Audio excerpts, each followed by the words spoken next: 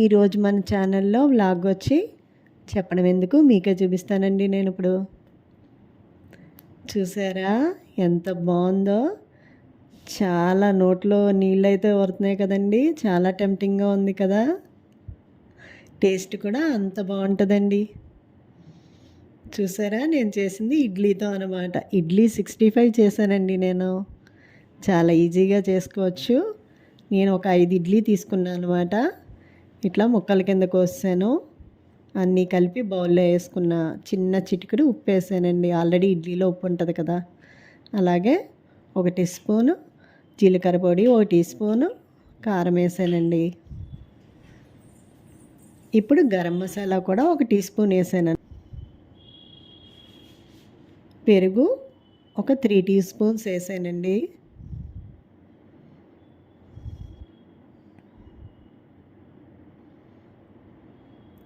బియ్య పిండి అండి, 1 టీ స్పూన్ బియ్య పిండి వేసాను. మొత్తం అన్నీ కలిసేలాగా మనం స్పూన్తో ఇడ్లీకి పట్టేటట్టు కలుపుకోవాలి.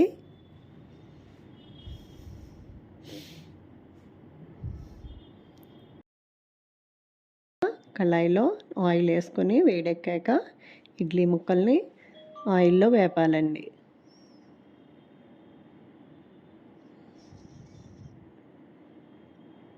బ్రౌన్ కలర్ వచ్చే వరకు చక్కగా సిమ్లో పెట్టుకుని వేపుకోవాలండి. ఈ డిష్ అయితే చాలా బాగుంటుందండి.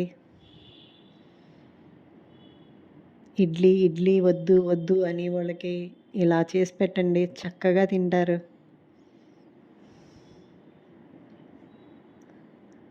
ఇంకా కావాలి ఇంకా కావాలని అడుగుతారండి. మీరు ఇడ్లీతో ఇలా చేసి పెడితే మీకు అందరూ ఫ్యాన్స్ అయిపోతారండి.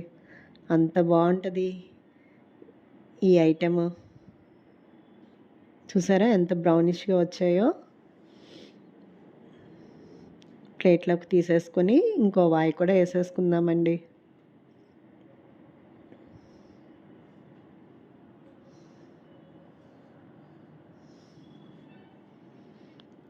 ఇంకో వాయి కూడా వేసుకున్న తర్వాత మళ్ళీ కళాయిలో ఒక 2 టీ స్పూన్లు ఆయిల్ వేసి 1 టీ స్పూన్ వెల్లుల్లిపాయ ముక్కలు, 1 టీ స్పూన్ అల్లం ముక్కలు జస్ట్ అలా ఫ్రై చేసుకోవాలండి.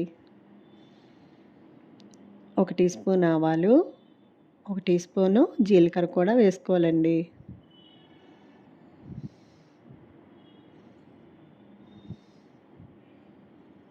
సిమ్లో పెట్టి దోరగా వేయించుకోవాలి.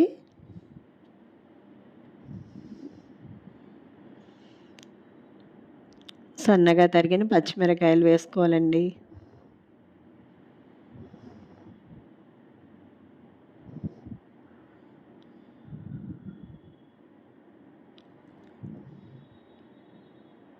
ఇప్పుడు 1 టీ స్పూన్ ధనియాల పొడి వేసానండి. అలాగే కొంచెం కరివేపాకు,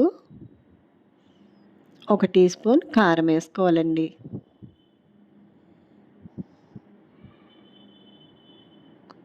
ఇప్పుడు మళ్ళీ లైట్గా ఇందులో కొంచెం సాల్ట్ వేసుకోవాలండి.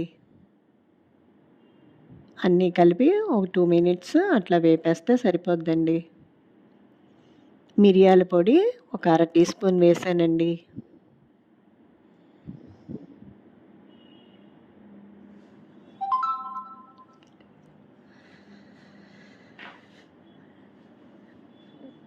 పెరుగు ఒక 2-3 టీ స్పూన్లు వేసుకుంటే టేస్ట్ అయితే చాలా బాగుంటుందండి.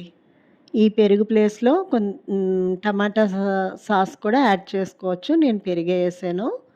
మళ్ళీ నేను ఆ పెరుగు వేసిన గిన్నెలో కొంచెం ఒక కొద్దిగా వాటర్ వేసి మళ్ళీ అందులో వేసానండి. ఎందుకంటే 1 నిమిషం కుక్ అవుతుందని.